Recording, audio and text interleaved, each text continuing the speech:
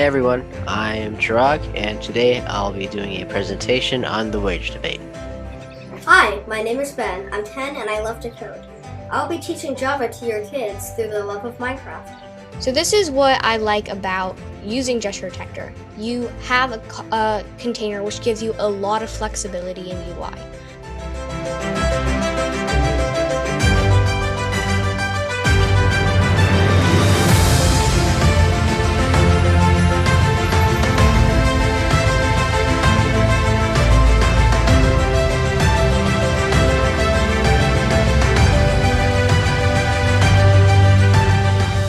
You start to develop a thing where you go like, I actually like this.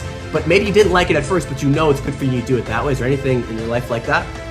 Well, learning.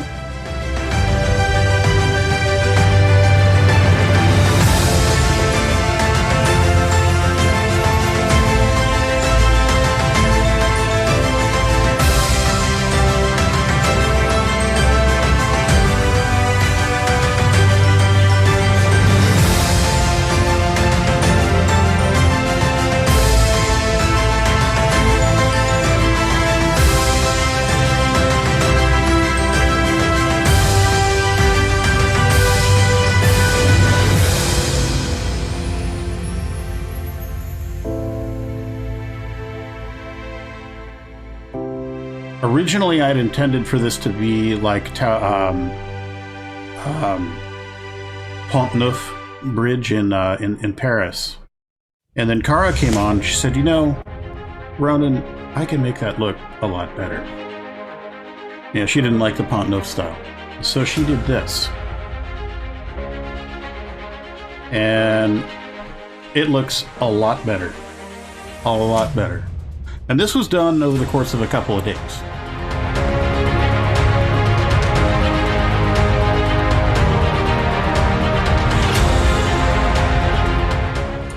The problem is sometimes things are just too complex for us to understand.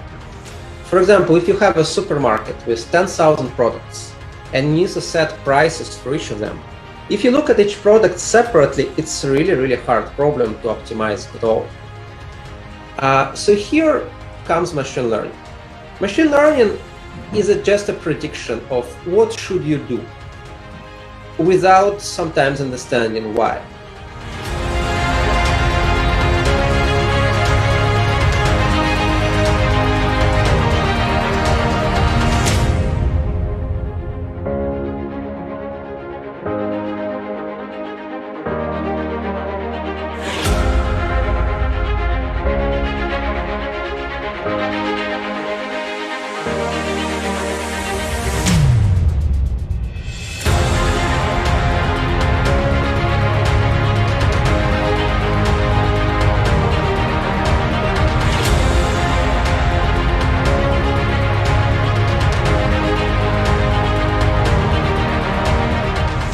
She's been working so hard to help build out this school, and she wakes up every morning at 6:30 and then gets ready to do this class, and she teaches a bunch of kids virtually, and like we've gotten over 100 applications to join her Zoom call where she's just teaching kids how to Flutter. And she's like, "Dad, I can't teach 100 kids on Zoom Flutter. We need to come up with another solution." So she'll like forget to like go on Twitter or anything and see anything for like 2 days, and then she'll find out like that one of the top people at Google that helps to build Flutter is like talking about her, and she's like, "Dad, this person works at Google and runs the Flutter." I'm just like, what? I'm Sume and I'm 12 years old, and I'm the CEO and co-founder of Wequal School, which is a project-based, self-directed virtual learning platform where kids take their unique strengths and interests to create projects to share with the world.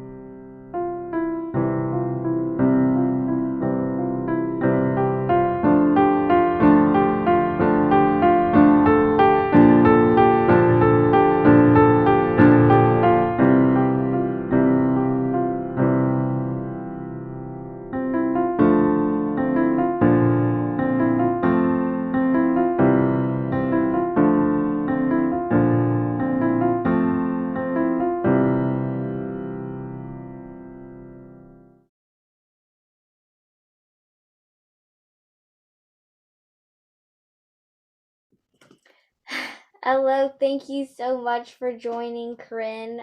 And so today I have Corinne joining me, and she is a YouTuber best known for Threadbanger that has 3.8 million subscribers. She also has a personal YouTube channel and that has more than 1 million subscribers, and she got started on social media in 2007. Now she is pursuing a law degree and is passionate about the environment, education, cats, and many other things. Corinne is a supporter of We Cool School and has been helping me learn how to build our YouTube channel. And I'm also really excited to announce our collaboration on our upcoming Green Demo Day, where our students and parents will be creating projects about sustainable energy and sustainable living. So, what passions would you like to talk about today? Only about cats. Number one, first and foremost. Yeah. No, I mean, you first of all know more about the history of my presence on the internet than I do. So thank you for that summary. But yes, over the pandemic, much like you, I started doing more virtual learning, and I started at Penn State, their World Campus program. So I can do everything obviously from my home, and it really reignited my passion for educating about our current issues with climate change, and also learning how to actually do something about it as an individual and sharing that knowledge. So thank you for having me. First of all, this is awesome.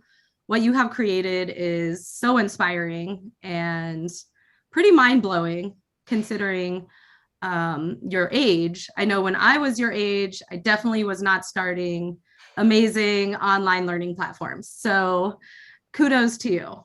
And again, thank you for having me. No, I could not be more happy to have you collaborating with us, and it's just been amazing. I know when you first reached out to my dad, I was just like, we were watching some of your videos, and then I finally got to meet you, and it was just, I think what you're doing is just so awesome. So, but also you're doing some other things aside from YouTube that some people might not know about, and you're pursuing a law degree. Is that correct? That is correct. I'm still a step before the law degree pursuing. I went to traditional college about 20 years ago and decided it wasn't really for me. I was actually going for an education degree. I wanted to be an elementary school teacher. And at the time, it's when they started introducing the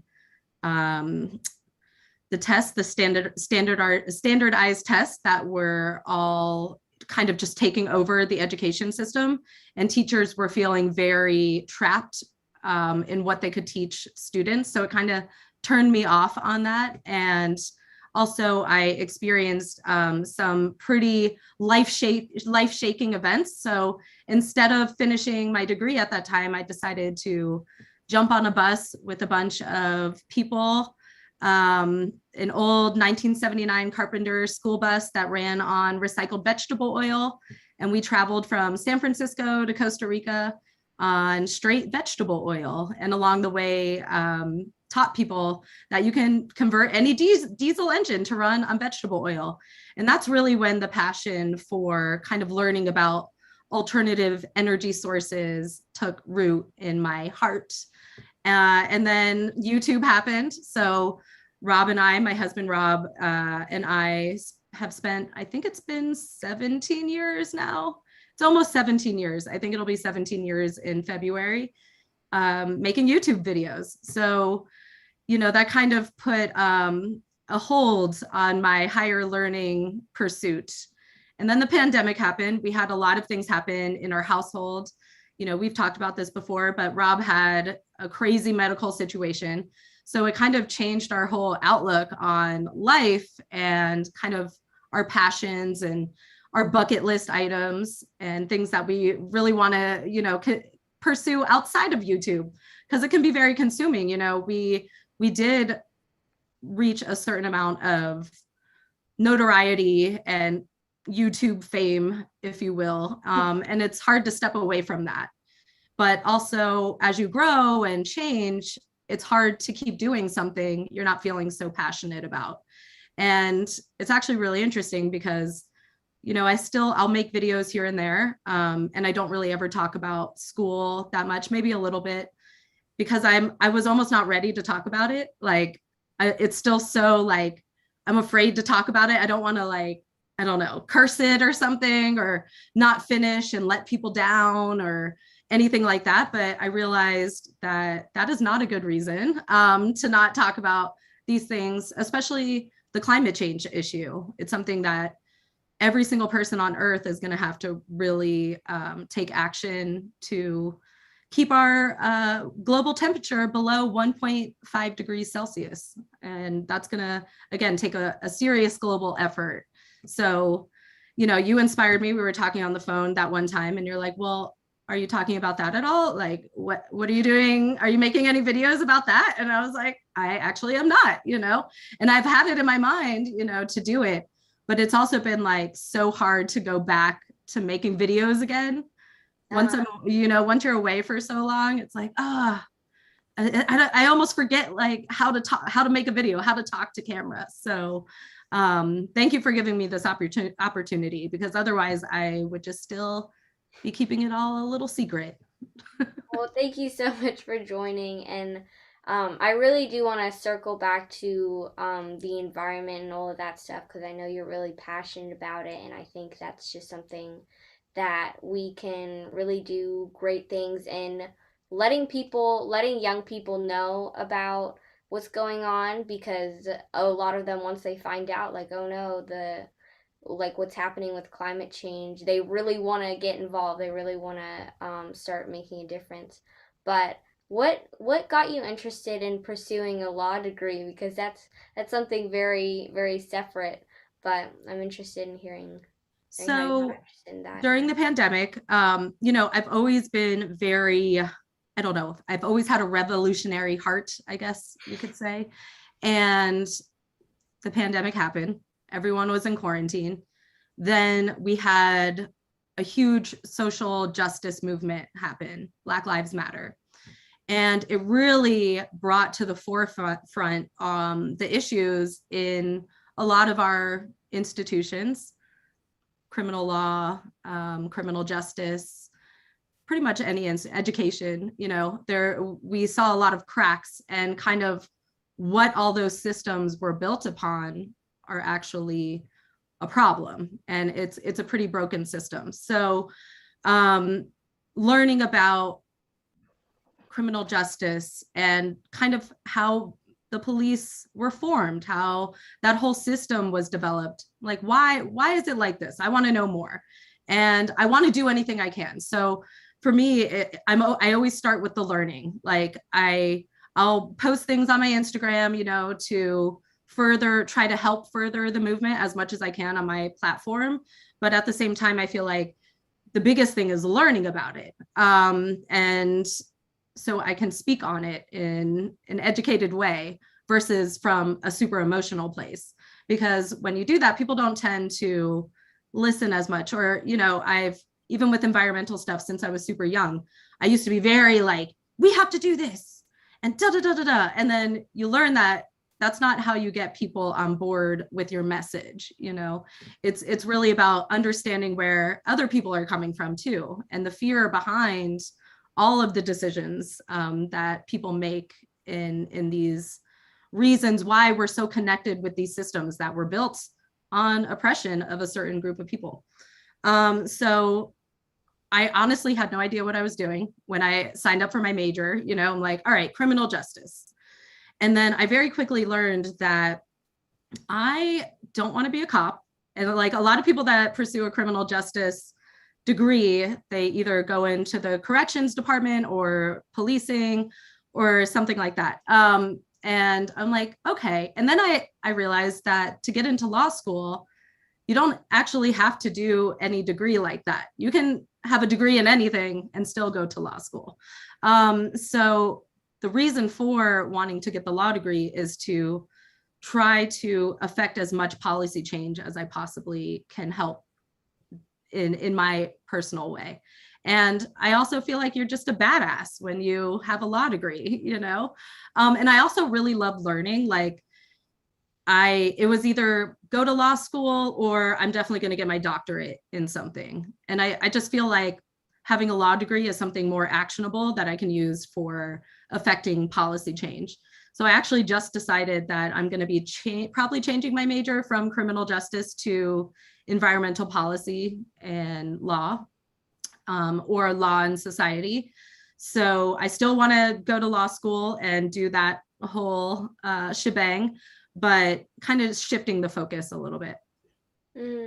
Yeah. And that's also something a lot of people, they get really passionate about, making like certain ideas or certain movements, and then they're not really thinking about how can I like really learn, but then actually make an impact, like even and just like, and then you kind of just jumped in. It's like, I'm gonna get a law degree. I'm gonna try to affect change. I think that's just really cool. That's not something you find a lot. Thank you. Yeah, well, I mean, I would also love to hear more about like what you're thinking about for how you're working with these with like environmentalists and other people. So because of going back to school, you know, again, the internet's so great because you really can connect with any group of people that are passionate about something you're passionate about. And I didn't really feel like I was doing that. It almost took me going back to school and actually having like these meetings with face to face, I mean, on Zoom, but feeling like I'm actually doing even a little bit. Cause I'll put, you know, again, I'll post on Instagram and it's like, you maybe will kind of open someone's eyes to the bigger issue, but it's so fleeting because there's so much stuff, you know? So actually the first thing I did is I joined the World Campus Student Government right away. And that instantly created, you know, instant community where I felt like I was a part of something. And, you know, we're advocating for virtual student rights, because we're kind of looked at like, oh, you're doing virtual, it's not as hard, the degree's not the same, blah, blah, blah. You know, there's this stigma attached to it. And that's all ridiculous because it's actually a little harder. We're not being guided through the process as much as someone in person with a professor right there saying, this is going to be on the test. Like, we don't get that, you know? And it's also, you know, you have to do a lot of reading. Like, again, there's no one guiding through, there's no lectures. So it's just lots of reading. So joining the student government was really the first step for me. And then through that, I got the opportunity to join a task force that was being formed by the president of the university.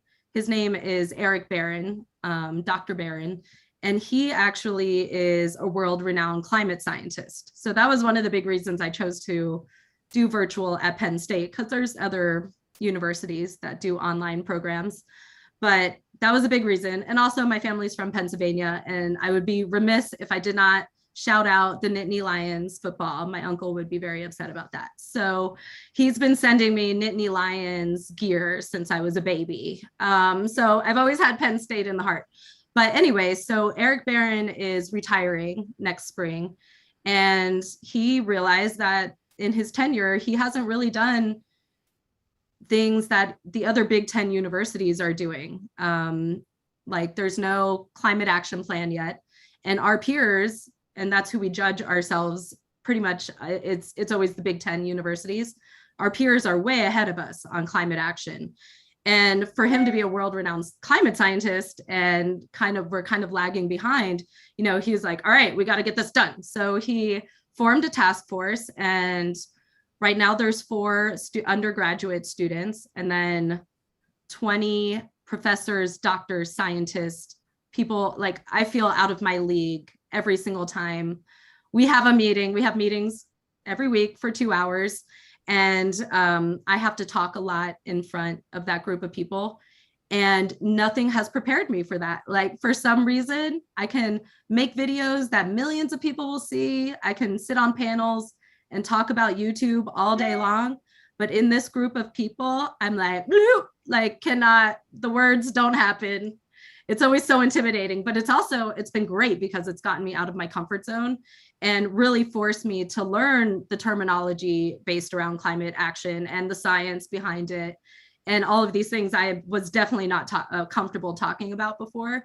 And now I feel much more comfortable. And we're actually making actionable change. So my job on the task force is I'm on the benchmarking committee.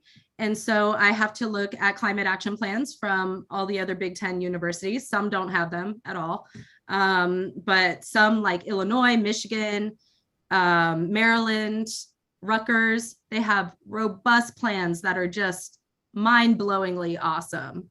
The strategies that they're going to implement, you have geothermal, there's algae-based systems where you can create energy using algae. Of course, there's solar and wind, but it's very interesting. Carbon sequestration.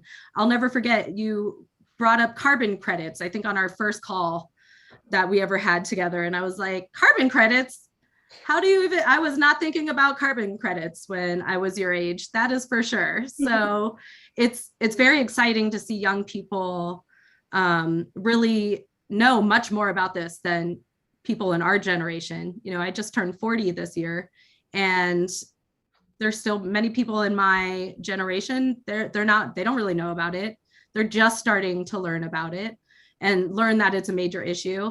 And unfortunately, I wouldn't say it's all our fault. It actually started during the Industrial Revolution back in 1900 is when things started going real bad.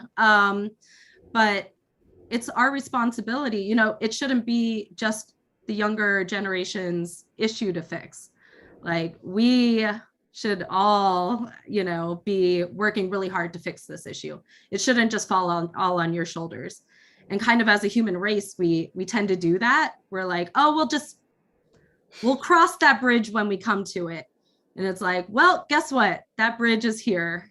And it's an important thing, and not something that should just fall on the younger generation's shoulders. So I feel like I'm making small little changes because, again, like, these universities are huge. They emit a huge amount of carbon emissions every day. I mean, the amount of water that they use daily, the amount of, energy that they use daily is just remarkable. So even though it's not, a global scale, I still feel like I'm making a little bit of a difference just in this community.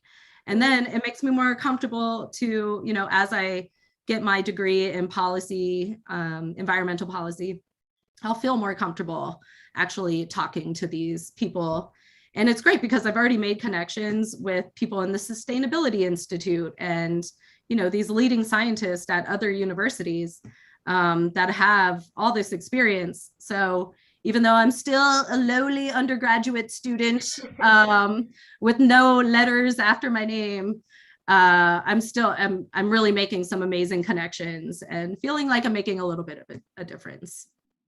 Yeah, well, I think it's also just like the first step is letting people know about the problems. It's like that's what you're doing right now. Is you're letting people know that like some of the issues that are arising, but then also like so a lot of people, they might not like jump in and say I'm gonna get a law degree and try to affect change, but like on an individual level, letting people know like here are some steps that you can take in your life that can, even though the difference is going to be small, if people see that you are doing these things and the people in your life are seeing that you're trying to improve, like how much you're actually negatively impacting the environment, then that can start to spread. So like what would you say is some kind of like steps that people can take as individuals to try to improve kind of how much they're impacting the environment?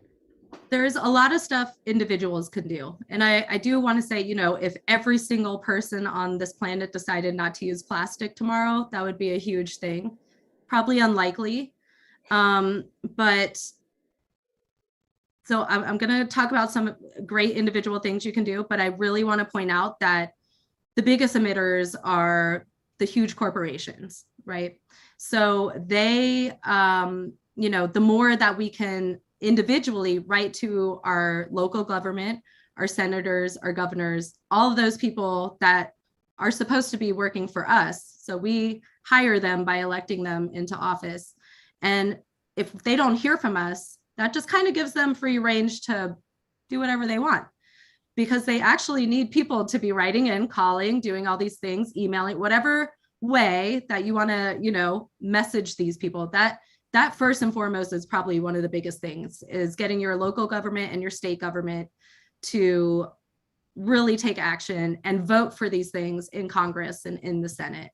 Because right now, there's a huge infrastructure bill that is having trouble being passed, and I don't want to get too political, but there is a lot of blocking of that. And a lot of that is green infrastructure.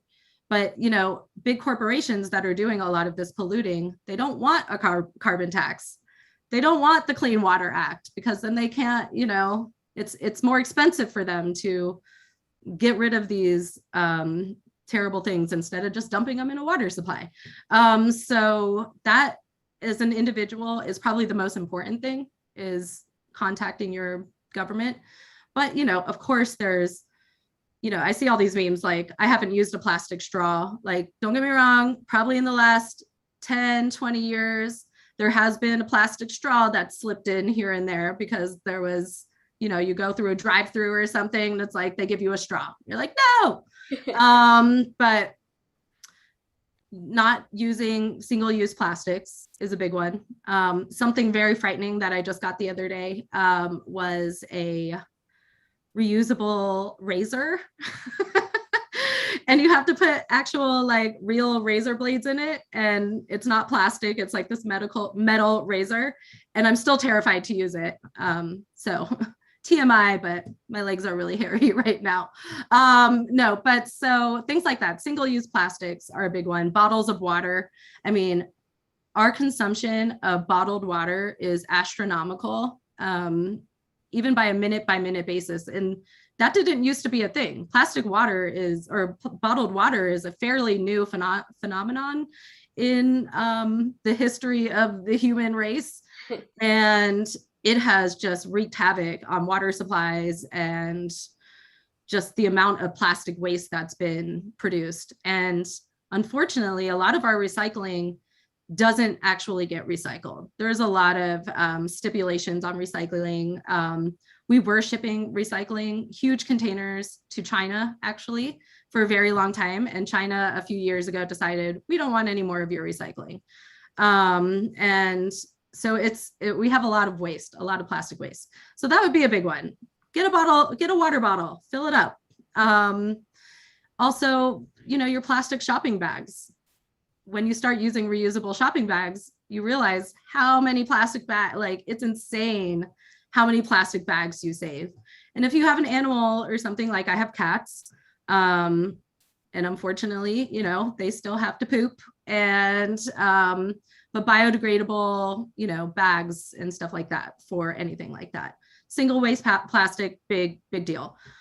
Also buying local. So local agriculture, supporting local farmers as much as you can.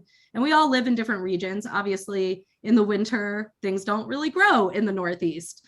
So you do have to kind of get things transported, but the closer you can get it to your locality, the better. Because, we ship a lot of our produce from Chile and Mexico, and obviously California is a huge agricultural center.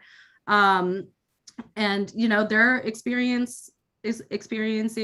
historic drought that's been going on for at least 15 years now.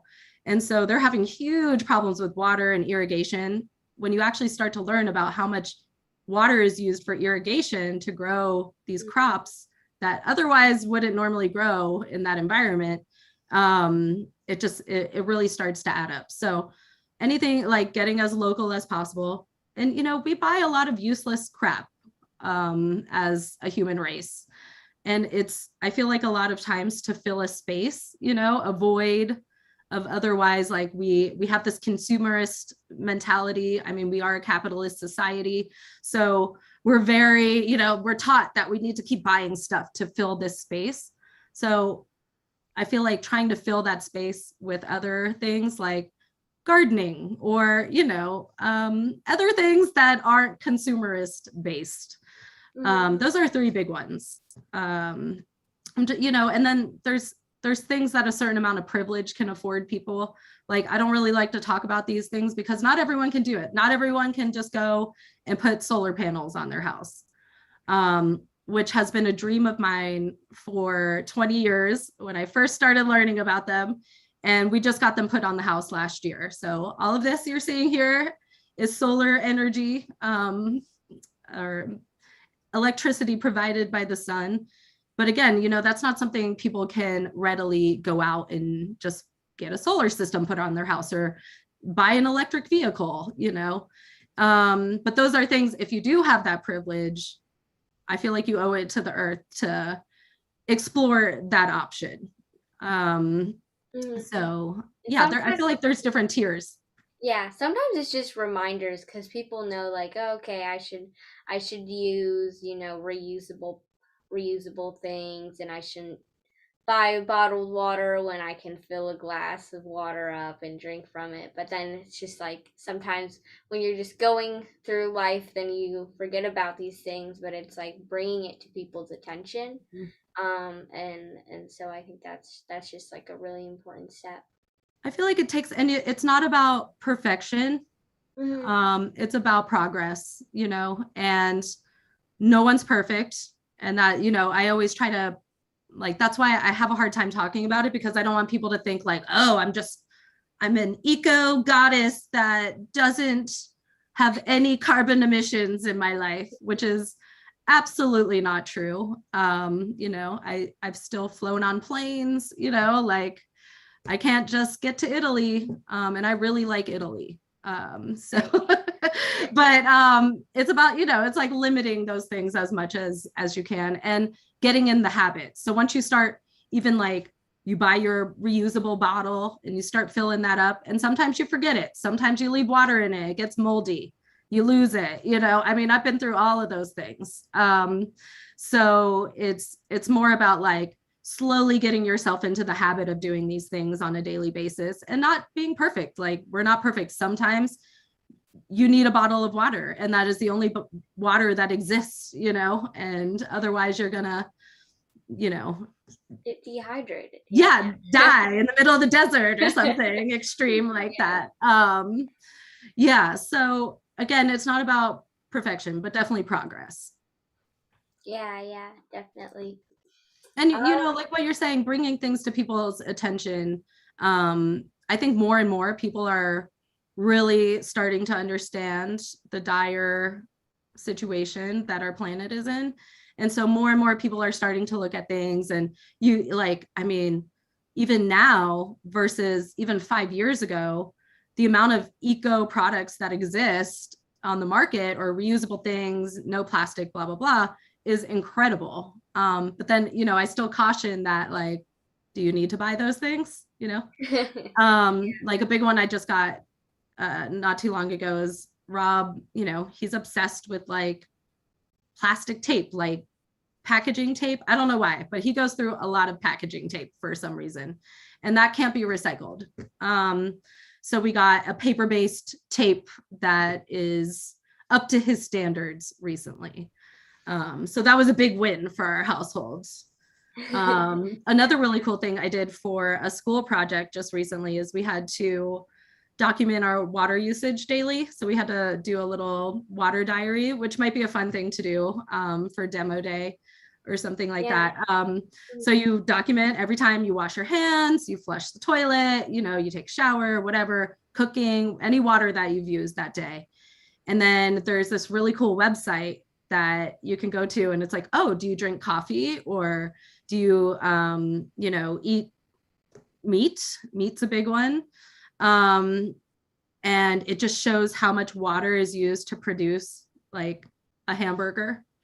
and it's crazy. Like it's a huge amount, or the cup of coffee you're drinking, even just like a pitcher of coffee. Like, hydrate the workers who are making those That things. and the growing, the growing of the animal, or the coffee, or shipping it, and all of these things. That's another big one. Meat, the production of meat and the meat industry is a huge stressor on the planet. So even if you could eliminate meat from your diet one time a week, if you're an everyday meat eater, that's a huge difference. That lessens your water consumption and your energy consumption considerably. And that's called indirect consumption. So direct consumption would be the washing of the hands and the flushing of the toilet. Indirect is all the water and energy that went into like growing that thing for you to use. Yeah. So like thinking about the new technologies and thinking about the ways that you can kind of really impact, even if it's really small, like in your own life, because also thinking about technologies like growing regenerative meat in like in labs and stuff like that, and looking at the new technologies for plant-based meat, and even just like thinking about, okay, my family is going to try out this meat brand for a week because we want to reduce our environmental impact. Just making a project about it is like it's like doing the first part of just messaging, letting people know about these things, but you're also not only is it's not only helping you with just like helping the environment in general, but it's also helping add value to others through like a project or something like that. So I'm really excited for this green demo day. I think it's going to be awesome. Again, like that water diary thing, even I, as a 40-year-old woman was like, holy crap, this is crazy. Cause I've been pretty eco-conscious for a while, but I didn't even have any idea on how just it's remarkable how much water and energy goes into our daily lives just to exist. And then when you think about it, the average water usage of a family in Africa is the same as one toilet flush. So that's their daily usage. And a lot of times they have to walk miles to get this water. So they can only consume as much as they can carry, and their water sources are really limited. So that really puts things into perspective. Like, do I need to do this? Do I need all these things to be happy and survive? And the answer is no. And also, one thing, like, this is, a lot of people don't like to talk about it, but if you let it mellow, if it's yellow, let it mellow is the saying. So, if you pee, you're supposed to let it mellow instead of flushing it. If it's yellow, let it mellow. If it's brown, flush it down. Is what they say. And that's a good way to save water. Yeah. It's an old saying. Yeah, just thinking, I think that's just one thing that a lot of people are thinking about. It's just like, oh my gosh, there's like all this environmental stuff, and then they're not really looking internally on their own lives to see like, well, how can I take steps in my actual, in like the way that I live, to try to make an impact, however small that may be. Yeah. So I mean, well, this is kind of unrelated, but like kind of with with everything from like YouTube and just like going around on the vegetable oil bus with just like letting everyone know about like sustainable energy and stuff. Like with all of these things, how do you think that has kind of like shaped you into the person that you are today, and kind of like all these different interests that you're pursuing? How do they tie into each other? Yeah, I feel like obviously life experience will guide you in different directions. A lot of times it comes out of something not so great, where it's like, all right, it's an eye-opener. Like, life is short. What am I doing? Do I want to work in, like this in a little box? Do I want to be contained? And I realized very young that I didn't want that, and that even if I was going to be without money and, living in a little hut somewhere, I was okay with that. Like, I'm down with that life. I still keep trying to talk Rob into converting another bus, and we just could live in that. But now we have 3 cats. I don't think they would like it as much. It might be rough. Yeah. But that's still something I like have in my mind to do. Yeah. But life experience really shapes you. And, I think it's a really interesting question to bring up because everyone's experience is different. And I think that's why it's really important to have empathy and understand, like, everyone has a different experience and not everyone's going to know the things that you know or feel the same way you feel about something. So we have to be really understanding of each other. And arguing with each other doesn't fix anything. So it's just, it hurts a lot to see the lack of empathy, that people have for each other. I think is the hardest thing to see in our current, human state of evolution. But yeah, I don't know. I think I also have always been a reader. My mom, like, really, she forced me to read when I was a kid. So, I fought against it when I was really young, like, and she would have me read out loud. She actually made me read Charlotte's Web. That was the first book. She made me read aloud to her. And I hated it. I was just like, every single time, just like, oh, I hate this. And then by the end, like, I actually really enjoy this. Like, I'm so glad she made me do that. And I love books. I'm like so happy she, really pushed me into reading a lot. And then that became a thing we always would talk about is our favorite books and what we're reading. And so I think that was a big thing because that actually, I found a book, a weird random book when I was in high school. It's called Pioneers. And that's when I learned about environmental issues. And that really changed my trajectory because that's what I got, like, super, it's like, we have to do this. And all my friends got super annoyed with me and they're like, we're not hanging out with you because you're annoying now because you won't stop talking about it. Like, that's okay. But then I realized you can't alienate people, so there's ways to present your passions without alienating all your friends and family. Yeah, that's also, I mean, that kind of, there's 2 things. It's like finding the book Pioneers, which I have written down on my notes app. I'm like, It's I so need to good. read this. Yeah, is like learning about the things that you're passionate about because usually, I mean, when you start out and when you're born, you don't know anything. So how can you? It's kind of going against the kind of the proposition that you're like born with certain passions. It's like, well, you don't know anything exists, so how can you like be passionate about something? But when you learn about new things, and then it's just like thinking about if that really calls to you, and I mean, just also, and also, like, the only way that we're actually gonna progress is by having a conversation and actually being able to talk to people who have opposing views from you. So 100%. And I think learning how to have those conversations. I see it so much, especially obviously in the last couple of years, things have gotten a little heated. And it's remarkable the amount of people that I'll talk to and, they're like, oh, I just feel so comfortable talking to you about things because you don't judge me about things. And I'm like, yeah, if I did that, we wouldn't be friends anymore, right? Like, if I was just constantly like, oh, you're a terrible person for thinking like that, instead of actually really trying to understand where they're coming from. And I think that's the thing. Most people, they're just not trying to hear. It's like they're just trying to get their message out without actually trying to listen to anyone else. And nothing gets accomplished that way.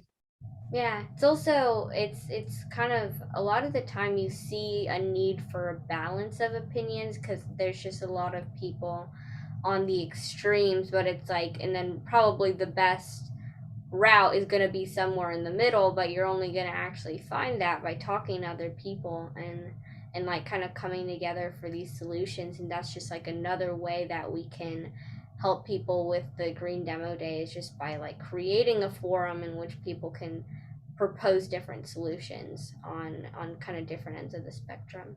Yeah, and that's why, like, here you have a president of a university that's a world-renowned climate scientist realizing that he doesn't have all the answers. That's why he developed a task force of 25 people to help him figure out the answers. And then we argue it, like it's arguing in that task force. Oh, we should do this and that. And like, no, I don't agree. And I mean, I'm just like sitting there, I don't know, I'm like, well, but it's very interesting, even within a group of people that actually agree on what we need to do, like that it's a problem and we need to fix it. The way to get there is not linear, so it's very interesting to see how that works. And there's, you just learn a certain decorum. And I think that's really important, the decorum of how you present your ideas and how you speak to people. And everyone deserves to be treated with respect, and even if you just think they are just the dumbest person in the world for their view, oh, that is just the worst thing I've ever heard. They still deserve to be treated with respect, because you never know what that person has gone through. You never know what their life experience has been. And you don't know if you had gone through the same life experience and every single thing that person has gone through, you might have the same viewpoint as them. So it's always really important to just have a little empathy and understanding that everyone has a different viewpoint on things. Mm-hmm. And also thinking about like what is actually the objective of me putting my opinion out there is by, well, I mean, either like kind of trying to come up with a better solution, trying to improve on your solution, but also if you're actually going to be persuasive, then just like telling people, oh my gosh, your viewpoint is so wrong, you're just so dumb. That's not going to convince anybody. Exactly. Make you feel good and be like, I'm just so right about this, but that's not really gonna actually help. Not at all. And I'm sure you've experienced it where someone has talked down to you or something, like you don't know what you're talking about, and you're like, oh, like it just shuts you off of the person really quickly, and you're like, oh, well, that's weird, and like that's not very, I don't know, it doesn't feel good, So yeah, I think that's really important. Mm-hmm. Yeah. Good stuff. Yeah, I feel like I want just, one last thing or one idea to present is, again, just that idea of it's not about perfection. And I can be like that a lot, where I'm like, if I can't do it perfectly, I don't want to do it at all. And I had to get out of that mindset. Like I get very obsessive, even, in an institution that also is like probably not based on the best stuff, in the educational institution. You're very familiar. And I'm still like obsessed. If I don't get an A, I am just so upset, and it makes me just, oh, I'm giving up. I didn't get an A. It's over. But I've had to learn to let go of that. And if I held on to that perfection, I'd never get anything done, because nothing's perfect. It's a made up concept. It's not even a real thing. There's no such thing as perfection. So we can all do little things and we don't have to be perfect, but it's about making that effort, and also just recognizing, especially our generation and older generations, like it shouldn't fall all on your generation's shoulders to clean up the mess the old folks have made for us. Yeah. Well, I think that's just like, there's just so many good things that you mentioned, of just like, it's also thinking about how I can actually even make a difference, because sometimes people, they think that they're like kind of steps to try to make an impact are just going to be so irrelevant that it's like, oh, what's the point? But showing that they're not irrelevant, but actually like also showing that even if maybe like your steps to trying to improve the environment, to like the overall climate situation, it probably is going to be kind of irrelevant, but you telling other people, you kind of like getting the word out and showing how you can kind of make a sustainable, like use sustainable energy, try to use just like putting simple things into your habits and like your daily routine to just like have a sustainable energy source, or just using certain products, and that's just like that's not something that should be taken very lightly. But I agree. And, you're absolutely on point when you talk about just even the information. Like a lot of people don't even think that it's a real thing. There's so much misinformation out there about climate science and climate change and all of that stuff, that there's still a huge portion of Americans that don't believe it's a real thing. So that's our big hurdle. We gotta like really help people to understand that it is an important thing and it is a real thing, and then work from there. And the people that I kind of learned a long time ago, I couldn't waste so much energy on trying to convince somebody of something that just didn't want to be convinced. And some people don't want to be convinced. They don't want to change. They're just set in their ways, and that's it. They feel like they know everything about everything. And you're just like, it's almost like talking to a brick wall. And you kind of like, it makes me sad to turn away from them. And, I feel like there's other little ways to like, you slowly try to like ping them with information. But if you focus on the people that actually are very interested in trying to make small daily changes, that's where the money is, like that's really where you can make a big impact, is the people that are already passionate. And like, again, young people, I'm just so excited. Like, I consider myself an old pretty much, because I'll go on TikTok and no one wants to see my TikToks, but I just get so impressed with the younger generation of how in the know they are about social justice issues, environmental justice issues. And it gives me hope, that it's good, it's going to be okay. And that, but again, I still get like I'm like sad about it, because our generation and older generations still really need to be caring about this. It shouldn't rest all on your shoulders. So, it's like a little dance that you have to do. And my mom would say, because she was in the Air Force for 24 years, and the biggest thing, their big motto is lead by example. So when people see you actually walking the walk, it inspires other people to follow in suit. So that's what I'm trying to do that. And, you've made me much more comfortable. Again, like I get really nervous talking about these things, because there's so many people out there like, oh, well, you don't know the exact numbers or science or, this and that.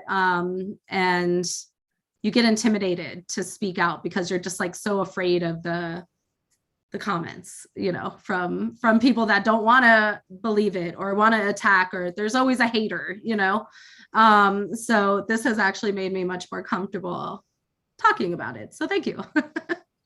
Yeah, I'm glad. It's also like some people who are like opposed to the idea at first, if you're kind of just focusing on growing who you have with you at that time, then as things get bigger and people can see this success, people who might have been kind of like, I don't really know about that at the beginning, might be like, oh, I'm actually interested in this now. So it's kind of focusing on what's actually the steps of change that are really going to actually make a difference, making sure that you're really trying to impact good change, and you're not just trying to prove something to yourself, because that's something that might happen. It's just kind of proving to yourself that, oh yep, I'm right, and that's you being right isn't really gonna help all that much. But I mean, yeah. I feel like one of the things I always think of is the only thing that stays the same is that things are always changing. And even science, that's what scientists do. They learn new information and then they change, what they've thought about something. It's not a stagnant thing. It's not this, oh, we've decided that this is it. And I mean, there's some undeniable laws of science, sure. But a lot of stuff it's constantly evolving and constantly growing. And I think that's where a disconnect is. It's like, oh, well, it wasn't that before, why did it change? It's like, well, we learn new things, so I always try to, for my personal growth and knowledge and learning, like, you can always learn more. You do not know it all. And there's always someone that can teach you something, regardless of their education, their monetary status, their social standing. You can learn from anyone if you really open your mind, Yeah. Well, I think that I'm just really excited for our Green Demo Day on November 27th, and just like, and taking all of these things and trying to let young people know about some of the state of everything that's going on and how they can actually make a difference, and not only young people. Yes. And so, yeah, I mean, do you have any closing remarks? I mean, I feel like I always like to bring up the IPCC report. So that just came out again, probably 2 months ago, and they release one every five-ish years.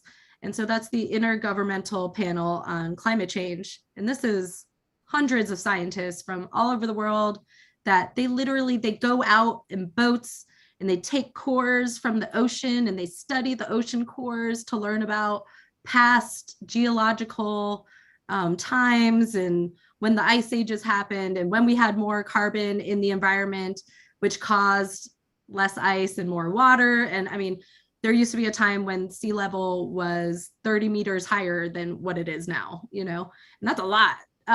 So the earth is always changing, but they have definitely found that our human-induced pushing of carbon emissions into the atmosphere has made it happen a lot faster and a lot more aggressively, and it's not looking good. It's not looking good for us. So if people are interested in actually learning the science behind it, that is a great place to start. It's actually written really amazingly, and I can sometimes zone out on graphs and stuff, like, ooh, numbers, and I'm trying to get better about that. But it's really eye-opening. So if anyone's like, oh, I'm still confused and like I don't really believe it, that's a really great place to start. And it's available for anyone to read. I think it's like ipcc.gov or something. But yeah, I recommend people start there, and also with the Bioneers book. That was a good one. Yeah. Mm-hmm. Well, thank you so much for joining, Corinne. I'm just so glad that you could come and share your thoughts, and they were extremely valuable. So thank you. Well, thank you. So yeah, you have. So November 27th, we're doing a demo day. If people want to be a part of that, how can they get involved?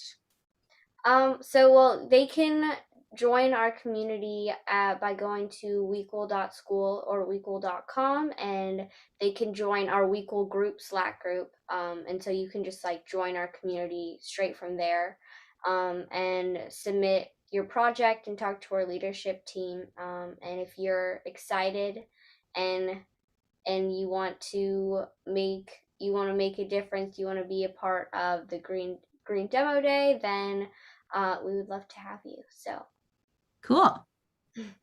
Well, hopefully we get, because I feel like through that process, we can learn a lot of things about what we can do even in our daily lives. That's like the best solutions come from those types of things. So it's very exciting. Thank you for having me. And it's just always such a pleasure to talk to you. And I always get so inspired, and it gives me hope about the future of our planet every time I talk to you. It's very inspiring to see. Well, it's just always amazing to talk to you. Oh, thanks. You're making me feel good. I actually almost cried a little bit. So maybe we should go before I start crying. That's good. Thank you so much, Corinne. Thank you. It was great talking to you. You have a wonderful evening. You too. Bye. Bye. Bye, everyone.